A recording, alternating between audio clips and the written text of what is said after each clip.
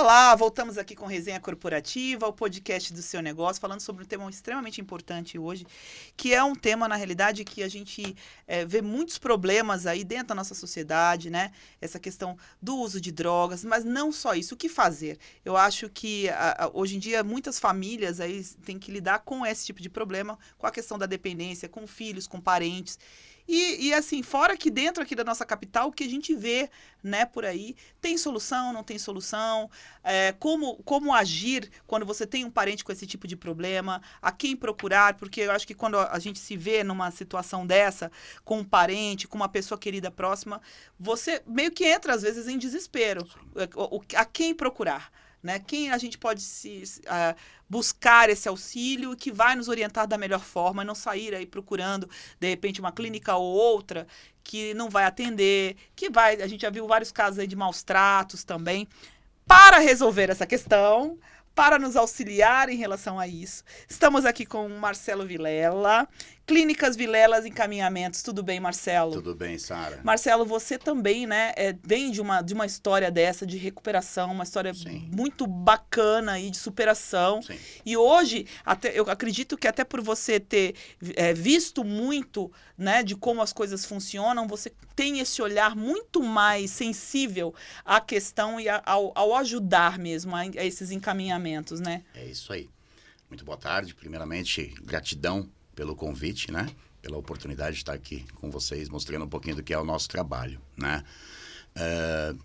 Bom, eu me chamo Marcelo Vilela, também sou um adicto em recuperação, né? Eu tô limpo há quase 9 anos e meio e eu não tenho a menor dificuldade de falar sobre isso, sou muito bem resolvido referente à minha adicção, né? Tenho toda uma história por trás disso e venho de um processo bem difícil e graças a Deus fui agraciado e hoje eu consigo ajudar pessoas, né? As unidades elas são particulares, mas a gente ajuda com a nossa orientação, oferecendo um trabalho de qualidade, clínicas que realmente fazem um trabalho diferenciado, né? Então eu tenho um escritório de encaminhamentos, onde eu faço atendimento familiar, a gente faz toda essa triagem com a família, conhece o perfil do paciente e direciona para a unidade que vai atender com excelência. Não é qualquer unidade que atende qualquer perfil de paciente, né? Então a gente precisa estudar todo o perfil do paciente, ver a questão de região que a família está buscando a unidade, ver a questão de preço, porque as unidades são particulares, a unidade depende do valor para se manter aberta, não tem jeito. Enfim, tem todo um trabalho por trás disso, não é simplesmente atender a família e mandar já era, não. Tem todo um trabalho bem assessoria específico, mesmo, de assessoria, de verificar, sim. né? É o que você falou com relação a perfil também, né? O perfil do Sim. paciente, uma série de coisas. Eu acompanhei alguns casos, até dentro da advocacia, e, enfim, de parentes assim que passaram por extremo sofrimento porque vai numa clínica, não tem essa assessoria. E aí procura, fica sabendo de uma, coloca, não dá certo. Aí coloca. Eu acho que o resultado para um tratamento eficaz aí é você saber também a quem se, né, a quem procurar, a que clínica colocar, né, que tem que ter essa segurança também, né, do serviço que vai ser prestado. Na realidade, hoje, instrumento de busca de clínicas é o Google, né? Sim. A família digita lá, clínica de recuperação, aparece 1 milhão de sites, né? E tem gente que faz um trabalho sério, tem outros que não. Então, assim, tem mais é que pesquisar mesmo. Quando eu faço um atendimento, eu sempre falo para a família, vai até a unidade, vamos agendar uma visita, vai conhecer a nossa estrutura, vai sentir a energia do local, vai conversar com os profissionais, olhar no rosto dos pacientes, ver o que de fato você quer ver, que o seu filho vai estar dentro da unidade, né? Sim. Então, vai conhecer, faz parte do trabalho isso, né? E tem família que não quer nem saber, tem família que não quer ir conhecer, fala que não vai visitar.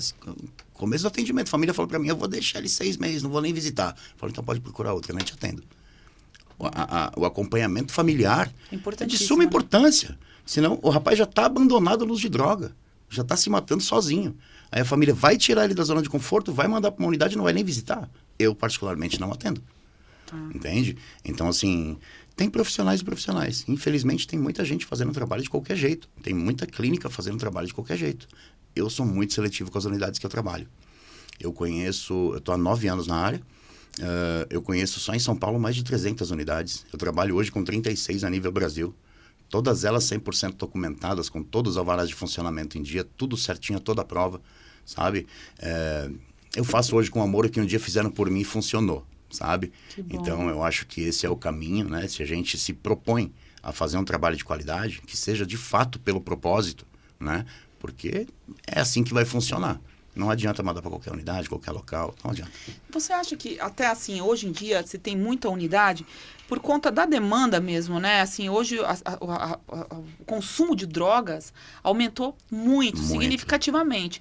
E aí, eu acho que assim como em qualquer outro ramo, vamos falar assim, de empresa, né? Qualquer outro ramo, começam a surgir aquelas pessoas que são meio oportunistas, digo, no seguinte sentido. O cara nunca trabalhou com adicto, com nada, com dependente na vida, nunca teve contato, mas ele vê uma oportunidade de negócio, porque ele vê que tem um monte de família procurando tratamento, então eu vou montar uma clínica. Sim. E aí, nisso, é que a gente se depara, muitas vezes, com tratamentos ineficazes ou com, né, enfim, que a pessoa não está ligando, porque ela não sabe como lidar com aquilo, né? Isso é uma situação bem complicada, Sara, porque, assim, hoje em dia, a maioria das pessoas que trabalham em clínicas são pessoas que estão num processo de recuperação e que viram a possibilidade de uma nova maneira de viver, né? E estão lá trabalhando. Eu, por exemplo, quando eu saí da minha internação, eu falei, cara, eu fiquei 18 anos usando droga. Eu vou fazer o que da minha vida, né? Aí eu fui lá, fiz um curso de socorrista, comecei como socorrista, nas equipes de remoção. Então, foi aí onde eu conheci esse monte de clínica. Então, assim, eu vi nesse contexto todo a oportunidade de fazer a diferença. Usar esse tempo todo que eu perdi usando droga pro bem, pro meu bem e para fazer o bem para as pessoas, né? Então, assim, hoje em dia tem muita gente que não trabalha pelo propósito. Tem muita gente que do nada fala, clínica é um nicho bem bacana, vamos lá fazer um negócio. Só que para a clínica de recuperação não adianta você entrar olhando pelo dinheiro. Não adianta olhar pro dinheiro. A gente costuma usar o jargão, né? Vamos salvar mais uma vida. Quem salva é Jesus Cristo, mas a gente é instrumento. Isso. Então tem que ser pelo propósito. Não adianta entrar olhando dinheiro. Entende? É um ramo delicado, né? A gente está lidando com a vida, que é o amor de alguém que está precisando de uma ajuda também. Então, você tem que olhar com olhos críticos diferentes. Com a sensibilidade necessária. Com a sensibilidade, exatamente. Né? E, assim, as internações, assim, uma das coisas que muito perguntam, né? Os tipos de internação, porque tem aquela questão do voluntário, né? Que a pessoa quer se internar, resolve que vai começar a se tratar e se interna voluntariamente, né? Isso é algo bastante importante até mesmo para as famílias que estão assistindo terem um melhor entendimento, tá? Vamos lá. A gente tem hoje 3 modelos de internação. A internação voluntária, que é quando o paciente aceita o tratamento, fala, não aguento mais, preciso de ajuda, vou lá, vou de boa. Legal. Esse paciente geralmente dá 10, 15 dias vai falar, tô bom, quero ir embora. Tá? Então é bem difícil atender paciente voluntário. Tem o paciente involuntário, que é quando ele precisa ser retirado contra a vontade da sua zona de conforto para ir para um local onde ele não tem acesso à substância nem ao álcool, para que ele comece aquele processo de conscientização, de desintoxicação, sair do processo de abstinência, fechar a compulsão, fechar a obsessão, trabalhar a inabilidade emocional. É bastante coisa, não é só tirar a droga, né? Então, por isso que na maioria das vezes é necessário fazer o involuntário, mas o involuntário ele é apenas naquele primeiro momento, onde ele não está apto a decidir, né? Pelo tratamento, porque ele está com a compulsão aberta, a obsessão aberta, está no processo de uso abusivo compulsivo. Ele não vai ter aquela tomada de decisão de entender que ele precisa daquela ajuda e ir numa boa para a clínica, não vai. Então, neste momento, a família toma essa decisão para que ele possa estar chegando até um tratamento. Se for esperar o cara pedir usar droga, ele vai morrer usando droga, ele não vai pedir ajuda. Entende? Isso é o que geralmente acontece. É muito raro os casos de paciente que fala, não aguento mais, me rendo, ergue a bandeirinha branca e fala, vamos lá para a clínica. Não vai. Ninguém quer ser internado. Ninguém quer ser retirado da sua zona de conforto para ir para um local onde ele tem normas, regras, horários. Não vai. E o que ele precisa é de uma redisciplina. Do jeito dele deu errado, foi usar droga. Entende? E quando é assim, involuntário, tem alguns requisitos que a família precisa atender, ou precisa buscar, enfim, algum laudo que possibilite? Porque uma coisa é a pessoa ir voluntariamente, outra coisa é ela, por exemplo, ela não está interditada. Não. Legalmente ela ainda não está interditada, mas existe a possibilidade da família, sim, fazer essa internação sem necessariamente precisar de uma interdição. Na maioria das vezes não precisa de interdição, né? eu vou falar de mim, né? Eu trabalho só com unidade 100% documentada, tudo certinho. Então, as unidades elas têm até 72 horas para comunicar ao Ministério Público após a entrada do paciente na unidade. Tem alguns casos onde o paciente já vem com encaminhamento de internação pelo próprio psiquiatra que faz atendimento dele. Ou algumas vezes não. E aí é passado num profissional, não da unidade, tem que ser um profissional de fora, né? Paga uma consulta por fora, para que ele realmente entenda o quadro do paciente e faça lá uma indicação de internação, né? Porque precisa passar pelo Ministério Público, é o correto. Então, assim, e a família precisa entender que cada unidade atende um perfil de paciente, né? Então, esse é o nosso papel, fazer essa triagem, conhecer o perfil do paciente e orientar a família qual é a unidade que vai atender com excelência. Cada unidade atende um perfil, não adianta eu trabalhar uma família e pegar um paciente que ele é dependente químico, ele é psiquiátrico e mandar para uma unidade que trabalha só com dependência química. Não é o suficiente. E a família precisa entender isso, né? Só que tem muitas famílias que já estão calejadas também. O paciente já tem 10, 15 internações, né? E ela fala, eu já estou de saco cheio, eu não vou gastar mais dinheiro com ele, não. Põe na clínica mais barata se tiver. Eu não faço. Entendeu? Então a família precisa ter esse entendimento que clínica de recuperação não adianta você buscar ela pelo valor. A unidade ela precisa do valor para poder te bancar uma estrutura bacana, porque o paciente precisa se sentir confortável dentro da unidade. Sim. Ele precisa ter um profissional que realmente vá fazer um trabalho decente com ele. Ele precisa ter uma boa alimentação, uma boa equipe multiprofissional completa. Ele precisa ter uma terapia ocupacional. E tudo isso tem custo, né? Sim. E a família precisa entender de que não adianta falar, vou colocar numa clínica de 700 conto. Não vai pagar nem alimentação. Exatamente. Entende? Eu costumo fazer uma conta que eu falo para as famílias, eu falo, família, pensa comigo. Se a gente for falar de alimentação, vamos falar assim um valor bem besta. Vamos falar de R$5 cada alimentação, né? São 4 por dia. 5 vezes 4, 20, 30 dias, R$600 só de alimentação. Como que uma unidade que fala que vai te oferecer um trabalho de R$700, R$800, fala que vai te oferecer qualidade? Você acha que vai? Não vai, gente. Não vai, cara. Né? E isso eu passo para a família, porque eu sou bem honesto, eu sou bem assertivo, eu falo o que tem que ser falado, independente. É aquela questão de a gente fala assim, olha, vou te falar o que você precisa ouvir, não o que você quer ouvir. Falar o que você quer ouvir é fácil, né? Falar o que você precisa ouvir é outra situação. E ainda mais numa situação sensível dessa, tem que ser falado a real mesmo, fato. Né? Porque, senão, que nem você falou, tem situações que a pessoa já passou por 10 internações.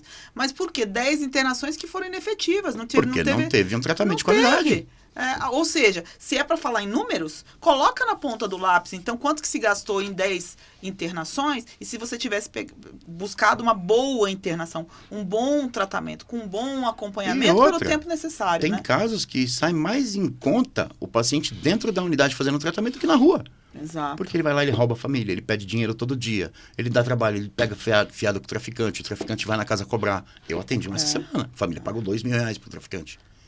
Entendeu? Então, assim, sai mais barato ele tá dentro da unidade se tratando, gente, do que ficar na rua se matando sozinho. Eu acompanhei um senhor, gente, inclusive a gente criou até uma relação de amizade, ele e a esposa dele, e eles têm um filho que é dessa assim, agora o menino tá preso, inclusive, por quê? Vai pra clínica, foge da clínica.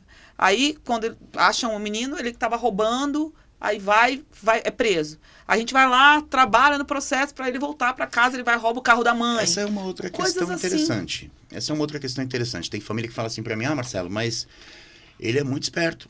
Ele vai fugir da unidade. Você me dá certeza que ele não vai fugir? Gente, seria insano da minha parte falar que é 100% de chance que o paciente não vai fugir. Ele não está preso. Tem gente que foge da cadeia que é grade. Exatamente. Então seria insano da minha parte falar isso, né? Mas assim, o que vai diferenciar o comportamento dele dentro da unidade? Ele estar numa unidade que realmente vai oferecer um trabalho de qualidade. Porque se ele chega lá, ele vê que tem uma estrutura bacana, que vão tratar ele com amor, com carinho, com respeito, que tem profissional, tem uma boa alimentação, por que esse cara vai querer fugir? Exatamente. Você entende? Eu tenho vários pacientes que chegam involuntários nas unidades e eles acabam se voluntariando pela qualidade do atendimento.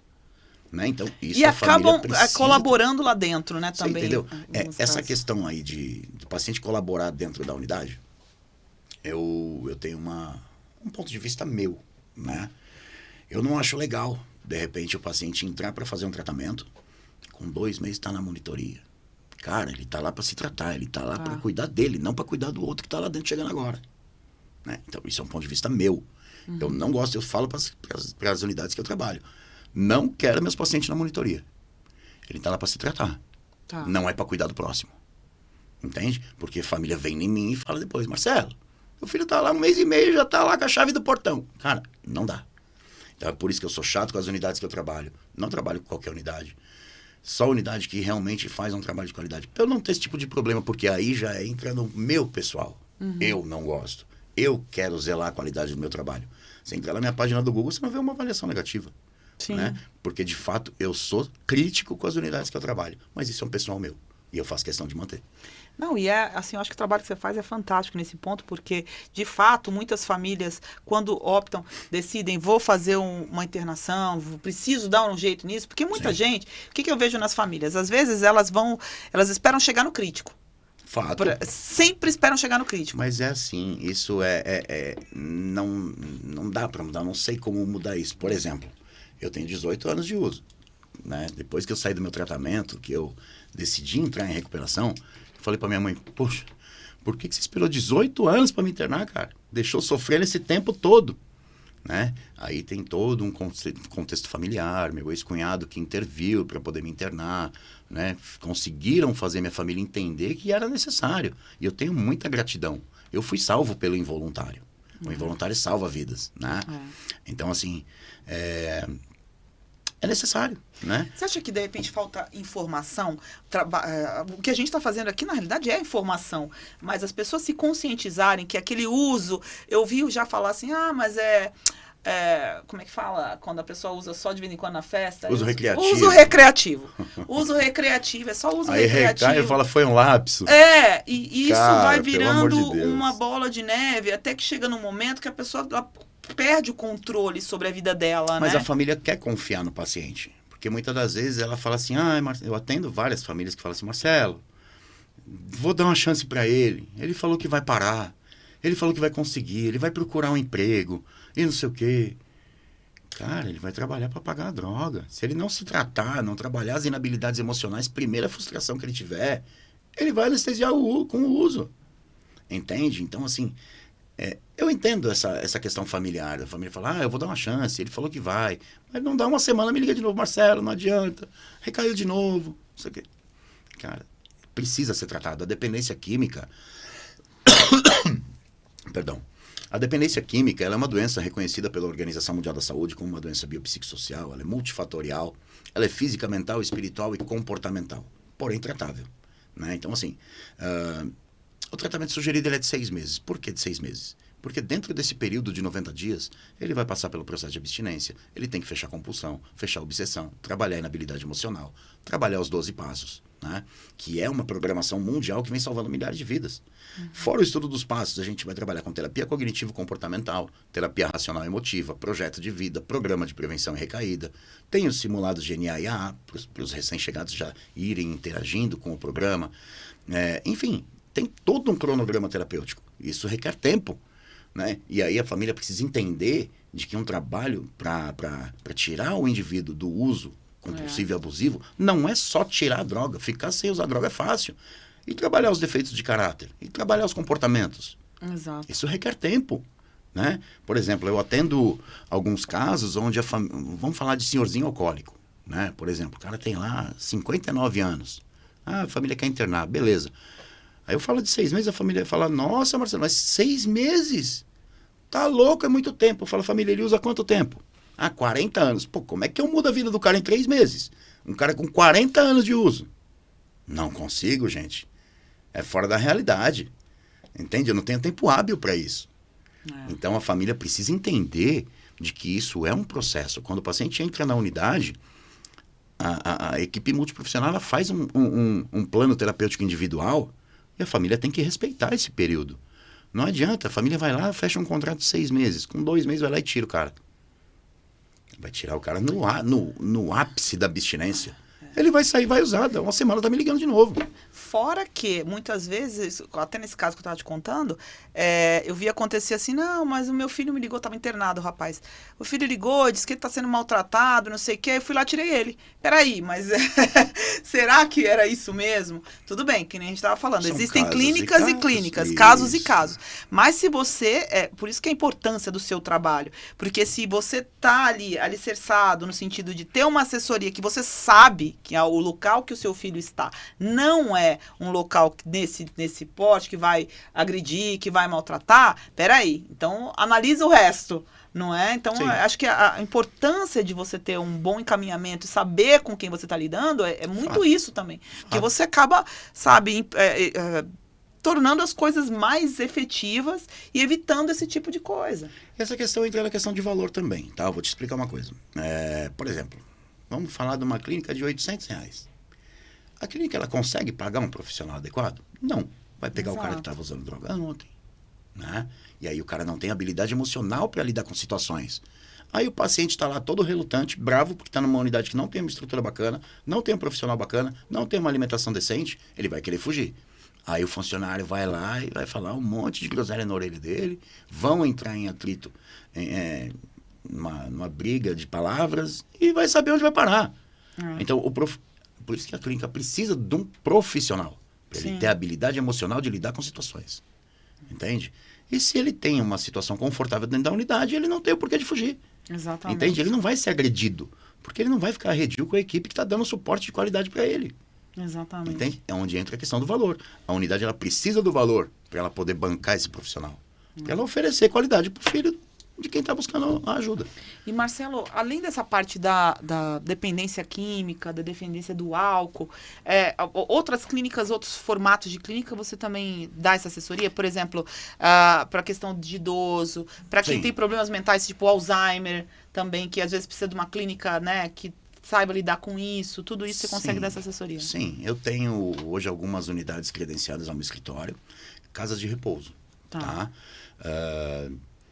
Que é uma internação de longa permanência, né? Unidades diferenciadas não tem uma, por exemplo, a maioria não tem um psiquiatra, um psicólogo. Casa de repouso é cuidador, enfermagem, né? Um terapeuta ocupacional, né?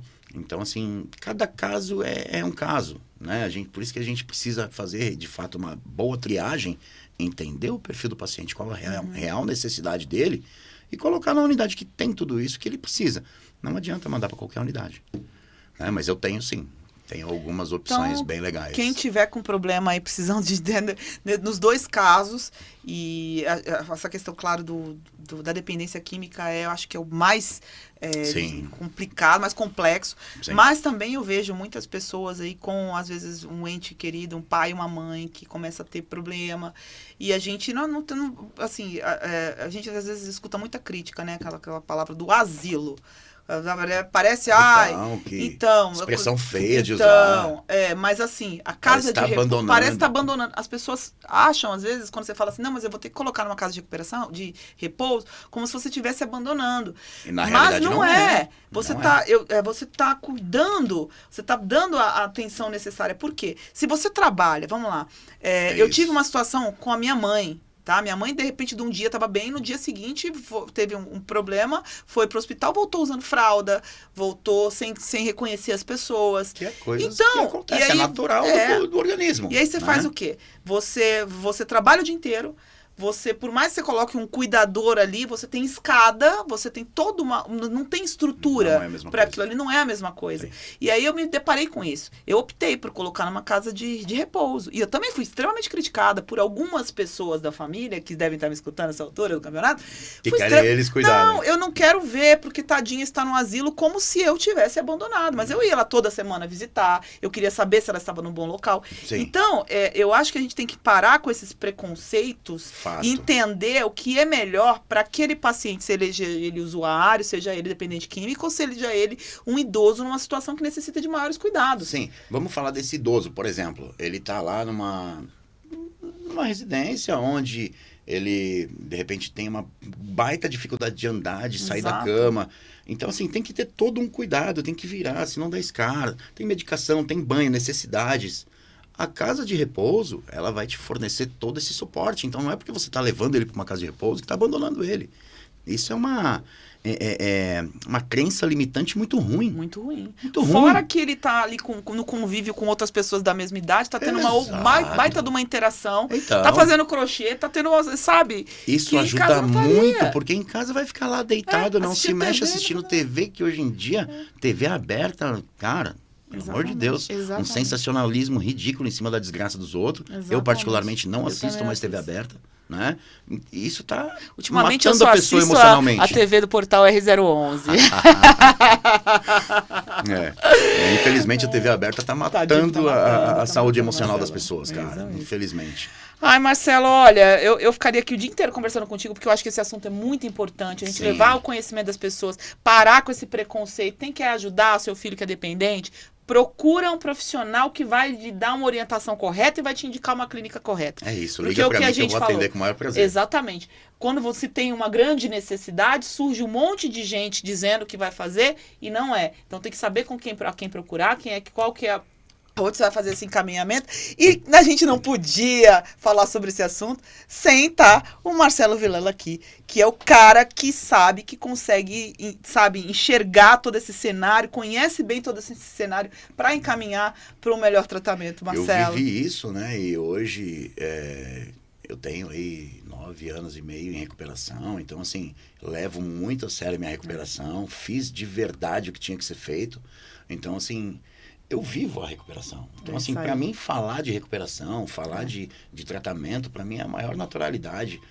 Eu não tenho dificuldade nenhuma de falar a respeito do meu passado, do meu tempo de uso. Eu sou muito bem resolvido referente à minha adicção. Né? Inclusive, eu até falo para algumas famílias que eu me sinto à vontade de falar, eu até faço uma partilha, que isso serve para a família falar, pô, existe vida pós-droga. Existe. Né? Se funcionou para ele, vai funcionar existe para o meu sucesso, também. Existe, sabe, ajuda ao próximo, existe Claro, toda uma continuidade. Claro. Obrigada, viu, Marcelo? Eu que agradeço, Sara. É isso, gente. Vamos terminando aqui o Resenha Corporativa de hoje. Se inscreva aí nos canais. Siga a gente também lá pelo Instagram. Também o Marcelo Vilela, clínica de encaminhamentos também. Passou tudo aí no GC também. Curte, compartilha, clica no sininho para todas as notificações e até a próxima. Tchau, tchau. Tchau, tchau.